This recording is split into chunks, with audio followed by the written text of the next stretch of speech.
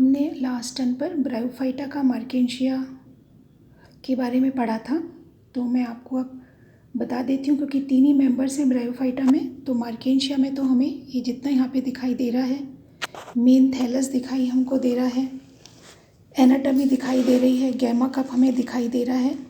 तो हमें ये सारे डायग्राम्स बनाने हैं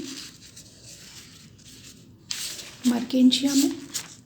फिर एंथोसिरस हमारे कोर्स में है, तो एंथोसिरस में हमको ये एनाटॉमी बनानी है और हमको ये सिंपल थैलस कैसा देखने में होता है वो भी हमको बनाना है।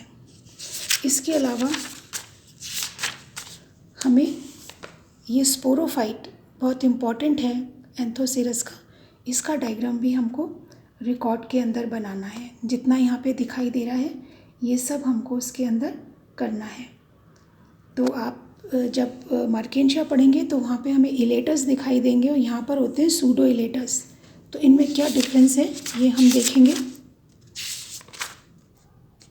और इसके बाद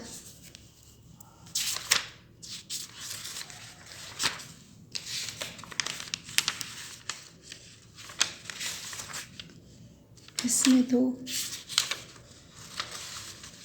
फ्यूनेरिया दिया हुआ है, तो हम फ्यूनेरिया देख लेते हैं एक बार।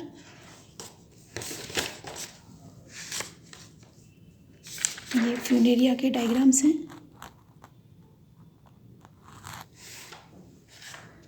तो इसमें हमको मेन प्लांट बॉडी बनानी है।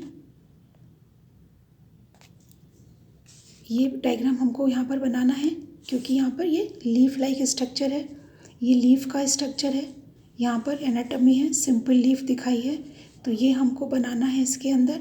और यहाँ पर ये इसका कैप्सूल है, ये भी इम्पॉर्टेंट है। और हम फिर आखिर में ये कैप्सूल यहाँ पर दिखाएंगे। तो हमको मेन प्लांट बॉडी बनानी है। मेन प्लांट बॉडी के साथ उसका इंटरनल एक्सेस का डायग्राम बनाना है, लीफ का डायग्राम बनाना है। और यहाँ पर ये कैप्सूल हमारे एंथोसिरस में भी इम्पॉर्टेंट है और हमारे फ्यूनेरिया में भी इम्पॉर्टेंट है। तो ये हमको अपनी रिकॉर्ड के अंदर करना है और ये काफ़ी इम्पॉर्टेंट है क्योंकि जहाँ का इसमें जो स्पोरोफाइट है काफ़ी कॉम्प्लिकेटेड है। मैंने आपसे बोला था जैसे जैसे हम हायर ब्रायोफाइटा में जाते हैं तो वेजिटेटिव स्ट्रक्चर जो काइक स्ट्रक्चर है वो तो सिंपल होता जाता है और जो रिप्रोडक्टिव स्ट्रक्चर है वो कॉम्प्लिकेटेड होता चला जाता है, क्योंकि जैसे ही हम टेरिडोफाइटा आएंगे तो स्पोरोफाइट जो है वो वहाँ पर मेन प्लांट बॉडी होती है।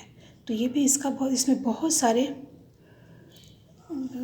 नए नाम आपको मिलेंगे। ऑपरक्यूलम ढक्कन को कहते हैं, पेरिस्टोम इसमें टीथ जैसी स्ट्रक्चर होती है, एनुलस इसकी कवरिंग है, रिम वो जगह होती है जहाँ से जब ये फटता है तो बाहर निकल के आता है, कॉलुमेला स्टेराइल पार्ट होता है जो इसको सीधा रखने में मदद करता है, आउटर वॉल हम समझ सकते हैं, यहाँ पर बीच में स्पोर्स हैं, फिर यहाँ पर ये स्पॉन्जी लेयर है, एयर स्पेस इतनी बड़ी यहाँ पर ये इसकी वॉल होती है, बाहर की वॉल, फिर बीच में एयर स्पेस, फिर इनर वॉल और उसके बाद स्पोर प्रेजेंट होते हैं और सेंटर में फिर से स्टेराइल पार्ट होता है।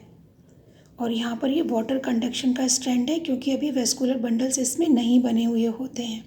स्टोमेटा हमको यहाँ पर दिखाई दे रहे हैं और जो स्टॉक जिससे ये लगा हुआ होता है। और देखने के आधार पर मॉर्फोलॉजिकली आउटर संरचना ऐसी होती है और ये इसका इंटरनल पार्ट है।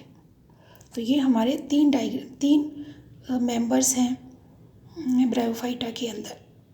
Thank you.